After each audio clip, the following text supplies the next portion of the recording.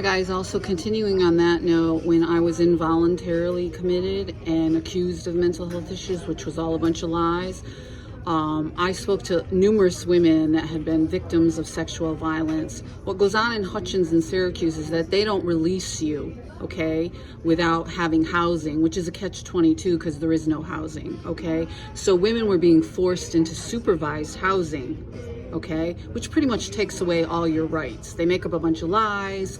They accused of making up a sexual assault, making up domestic violence. Everyone knew here. Everyone surrounded with me knew my ex was the domestic abuser.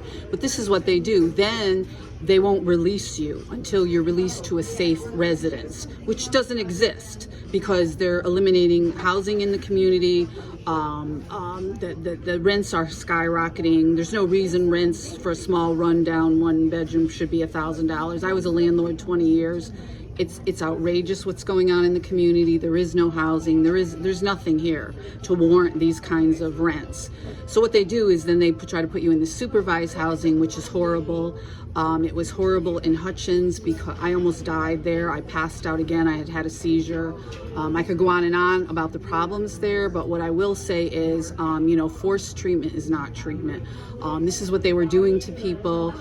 There were very few people that I talked to that actually had to be there, and they wanted to be there, okay? They wanted to be in supervised housing, okay? The rest of the people would rather go back to jail. The women that I spoke to would rather go to jail. We couldn't even go outside and get a little fresh air. I mean, think about that. Think about on a day like today, the sun is out, but you can't even go outside for 10, 15 minutes of fresh air, okay? Among the other problems, I sat in the same clothes. I had the same clothes for 4 months.